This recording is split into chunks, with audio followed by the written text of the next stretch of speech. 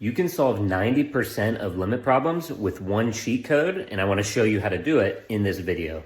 This cheat code is called L'Hopital's rule, and it can be used as a substitute for all the more complicated limit techniques that you'll learn in the first month or so of any calculus class.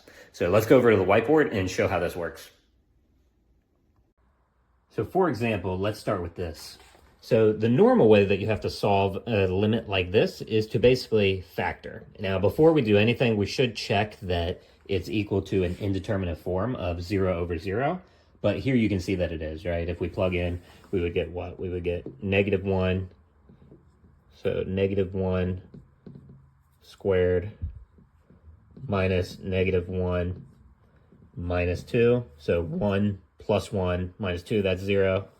And then in the denominator, we would have what? We'd have -1 squared minus 2 times -1 minus 3.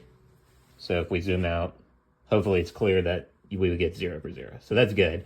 But the way we would normally have to solve this is a lot more complicated. We would have to basically break it apart by factoring. So how would we factor it? Well, here, and this is the tricky part, we need two numbers. Let's factor the numerator first. We need two numbers that multiply to -2 and add to -1.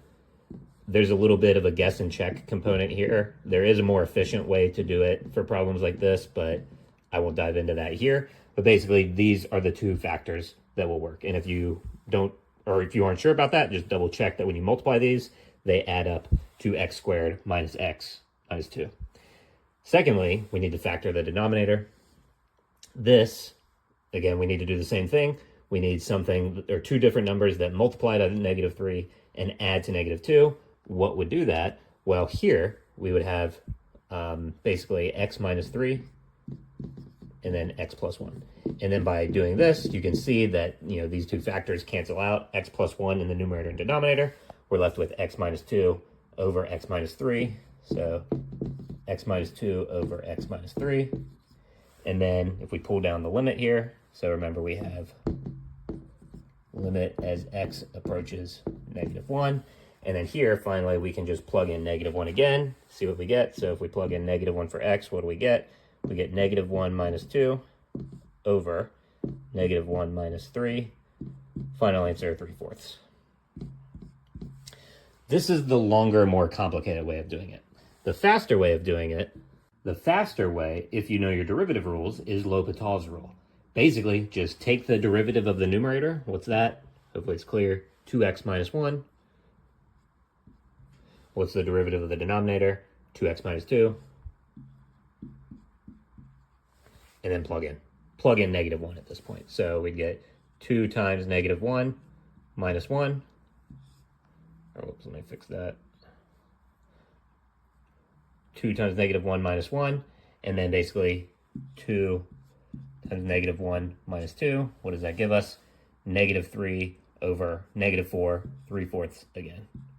So you can see we get the same result, but with a lot less work. So that's L'Hopital's rule. Basically, the cheat code is if you have 0 over 0 or infinity over infinity, you can just take the derivative of the numerator separately and the denominator separately and just evaluate the new limit. And that's usually a lot faster if you're comfortable with your derivative rules. This works for everything, by the way, not just these types of derivatives, or these types of limits, I mean. These work for other limits as well, where conjugate method or the trig identities, this basically is a substitute for everything. So this is one key trick that you can use when you're taking limits that will replace 90% of what you would do in the first month of the calculus class. Hope that was helpful, and if you want to see more calculus content like this, be sure to follow for more.